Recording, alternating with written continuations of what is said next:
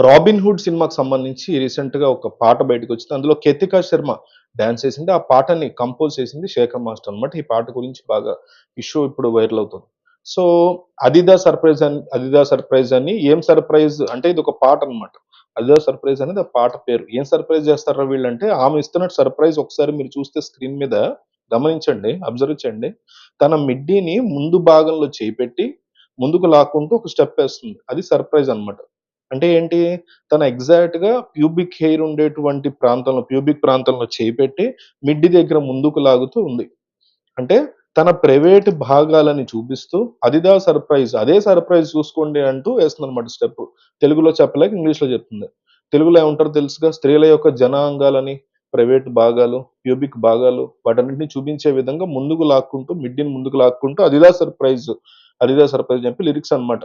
అంతేకాదు కాసేపయిన తర్వాత అదే డాన్స్‌లో ఈ డాన్స్ చేస్తున్న 'కేతికా శర్మ' అలాగే ఆమెతో పాటు మిగతా డాన్సర్స్ ఉంటారు కదా! వాళ్ళందరూ ఎగిరి, ఎక్కి, దూకి అవతల వైపు చూస్తూ తమ పిరుదుల మీద చేతులనేసి బాదుకుంటూ మళ్ళీ అదిరా సర్ప్రైజ్ తమ పిరుదులను చూపిస్తున్నారు. ఇదే సర్ప్రైజ్, ఇదే సర్ప్రైజ్. ఇది శేఖర్ మాస్టర్ కంపోజ్ చేసినటువంటి లేటెస్ట్ స్టెప్. అంటే ఏమాత్రం సెన్సిబిలిటీ, జ్ఞానం, సిగ్గు లేకుండా ఏం నిరూపించాలనుకుంటున్నాడు ఇలాంటి చెత్త స్టెప్స్‌తో అని.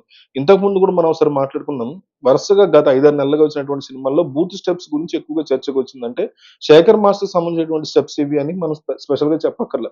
కొరియోగ్రాఫర్‌గా తన స్థాయిని తాను తగ్గించుకుంటూ, దిగజారిపోతూ, తెలుగు సినిమా స్థాయిని కూడా దిగజారుస్తూ ఉన్నాడు. హిందీలో కొన్ని మీమ్స్ ఉంటాయి. హిందీ వాళ్ళు చేసే మీమ్స్, ఇంగ్లీష్‌లో వచ్చే మీమ్స్ హిందీకి సంబంధించినవి. మనం ఒకసారి గమనిస్తే ఫుల్‌గా తెలుగు సినిమా ఇండస్ట్రీలో గాని, తమిళంలో గాని అంటే వేరే బెంగాల్ లాంటి సినిమా ఇండస్ట్రీకి సంబంధించినటువంటి ఇలాంటి చెత్తా చెదారాన్ని, క్రింజ్‌ని వాళ్ళు కడిగి పడేస్తూ, ఉతికి ఆరేస్తూ మీమ్స్ చేస్తారు వాళ్ళు. అంటే వేరే వాళ్ళ ముందు చీప్ అయిపోయే పరిస్థితి ఇండస్ట్రీస్ అన్నీ గూడా. ఒకప్పుడు హీరోలు ఫిజిక్స్‌కి కూడా అందకుండా చేసేటువంటి విన్యాసాలు, ఫైట్‌లు వాటి మీద వచ్చే ట్రోలింగ్స్, మీమ్స్. ఇప్పుడు తెలుగు సినిమా ఇండస్ట్రీని ఏ స్థాయిలో తీసుకెళ్ళి పెట్టారంటే అంతకుముందు కూడా శేఖర్ మాస్టర్ కొన్ని మూవ్‌మెంట్స్ మీరు గమనిస్తే 'రవితేజ' సినిమా ఉంది. 'మిస్టర్ బచ్చన్' ఉంది. దాంట్లో కూడా శేఖర్ మాస్టర్ కంపోజ్ చేసినటువంటి డైరెక్టర్ 'హరీష్ శంకర్' ఆ సినిమాకి. అందులో హీరో 'రవితేజ' చెయ్యి ఎక్కడికెళ్లి పట్టుకుంటుందని డాన్స్ చేసేటువంటి అమ్మాయి నడుము కింద భాగంలో ఫ్రంట్ సైడ్ పట్టుకుంటుంది.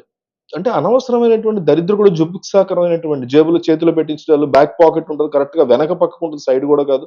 ఎవరైనా ఎందుకు చేతిలో పెట్టిస్తారు? హీరోయిన్‌ల జేబుల్లో చేతిలో పెట్టించడం. ప్యూబిక్ హెయిర్ ప్రాంతం టచ్ అయ్యే విధంగా పట్టుకొని లాగేలాగా స్టెప్స్ కంపోజ్ చేయడం. ఆ టైంలో ఏమైపోయిందంటే ఎక్కువగా 'హరీష్ శంకర్', 'రవితేజ' మీదకెళ్ళిపోయింది ఇంపాక్ట్. వాళ్ళని ఎక్కువగా అందరూ క్రిటిసైజ్ చేశారు. ఖచ్చితంగా డైరెక్టర్ కాబట్టి రవితేజతో పాటు 'హరీష్ శంకర్‌ది' కూడా బాధ్యత అవుతది. సో, అట్లా కొట్టుకుపోయింది. శేఖర్ మాస్టర్ మీదకి పెద్దగా కాన్సంట్రేషన్ ఎళ్ళలేదప్పుడు. అసలు ఎవరు ఈ కైండ్ ఆఫ్ మెంటాలిటీ అంటే పెర్వర్షన్ మెంటాలిటీ ఆఫ్‌కోర్స్ ఫైనల్‌గా అప్రూవ్ చేసేది డైరెక్టర్ రెస్పాన్సిబిలిటీ గానీ, అసలైనటువంటి వ్యక్తి శేఖర్ మాస్టర్ అని చెప్పుకోవచ్చు. అయితే ఇక్కడ నా ఉద్దేశ్యం ఏంటంటే శేఖర్ మాస్టర్‌ది ఫస్ట్ అండ్ ఫార్‌మోస్ట్ తప్పవుతది. తర్వాత అట్లా డాన్స్ చేసేటువంటి హీరోని బాధ్యున్ని చేయాలి. చేసే హీరోయిన్‌ని బాధ్యున్ని చేయాలి. డైరెక్టర్‌ని బాధ్యున్ని చేయాలి. క్రూని బాధ్యున్ని చేయాలి. అందరూ కూడా ఈ రకమైనటువంటి జుగుప్సాకరమైన వల్గారిటీని బయటికి చూపించడానికి ఎందుకు వీళ్ళంత ఇంట్రెస్ట్ చూపిస్తున్నారు? బూతుని చూపిస్తే జనం చూస్తారు అని చెప్పి థియేటర్‌లో పోర్న్ సినిమాలేసి కూర్చుంటామా? చూసుకోం గదా! ఒక కామన్ సెన్స్ కదా! ఒక సొసైటీలో ఉన్నప్పుడు అలాంటివి చూపియకూడదని. ఇలా కంపోజ్ చేసేటువంటి ఈ శేఖర్ మాస్టర్ లాంటి వ్యక్తులు ఎలా తయారయ్యారంటే 'డాకు మహారాజ్' అని చెప్పి ఆ మధ్య సినిమా వచ్చింది సంక్రాంతికి. బాలకృష్ణకి. 'దబిడి దిబిడి దబిడి దిబిడి బాలయ్యో' అని చెప్పి ఒక సాంగ్ వచ్చింది. ఆ లిరికల్ వెర్షన్ విడుదలైనప్పుడు ఒక పెద్ద వివాదానికి కూడా దారిస్తుంది. బాలకృష్ణ ఒక ఎమ్మెల్యే, అధికార పార్టీకి చెందిన ఎమ్మెల్యే, అంత అనుభవం ఉన్న వ్యక్తి, ఇద్దరు అమ్మాయిల తండ్రి. ఆఫ్‌కోర్స్ ఒక అబ్బాయి ఉన్నాడు. ఇద్దరు అంటే మనవళ్ళు, మనవరాళ్ళు గూడా ఉన్నారు. వాళ్ళు అలాంటి వాళ్ళు కూడా ఇంత నీచంగా ఎందుకు ప్రవర్తించాలని చాలా మంది సీరియస్ అలాగే 'పుష్ప' సినిమా అప్పుడు గూడా చూస్తే ఆ 'పుష్ప 2' అప్పుడు ఆ 'ఫీలింగ్స్' అనేటువంటి సాంగ్ గూడా అత్యంత జుగుప్సాకరమైనటువంటి స్టెప్స్, ఆ లిరిక్స్ కూడా అంటే ఒక బూతుని చాలా ఈజీగా స్ప్రెడ్ చేయడం అనేది చాలా తప్పు వ్యవహారంగా మనం కన్సిడర్ చేయాలి. తెలంగాణలో మహిళా కమిషన్ గూడా చాలా సీరియస్ వార్నింగ్ ఇచ్చింది. ఈ రకమైనటువంటి పాటలు అవి గనుక సినిమాల్లో పెడితే యాక్షన్ తీసుకుంటాం. క్రిమినల్ యాక్షన్ తీసుకుంటాం అని డెఫినైట్‌లీ అప్రిషియేట్ చేయాలి. మహిళా సంఘాలు ఉన్నదే దానికి. సెన్సార్ బోర్డ్ ఏం చేస్తుంది? ఇలాంటివి ఎందుకు యాక్సెప్ట్ చేస్తున్నాం? సెన్సార్ బోర్డ్‌ని కూడా మనం చాలా తీవ్రంగా బాధ్యుల్ని చేయాల్సి ఉంటది ఇట్లాంటివి యాక్సెప్ట్ చేయడం. అంటే యూట్యూబ్‌లో వచ్చేటువంటి వాటి మీద కూడా సెన్సార్ ఉండాలి. గూగుల్ ఏదైతే ఉందో కంపెనీ వాళ్ళు కూడా ఇలాంటివి సెన్సార్ అయ్యేలాగా వచ్చేలా చూసుకోవాలి.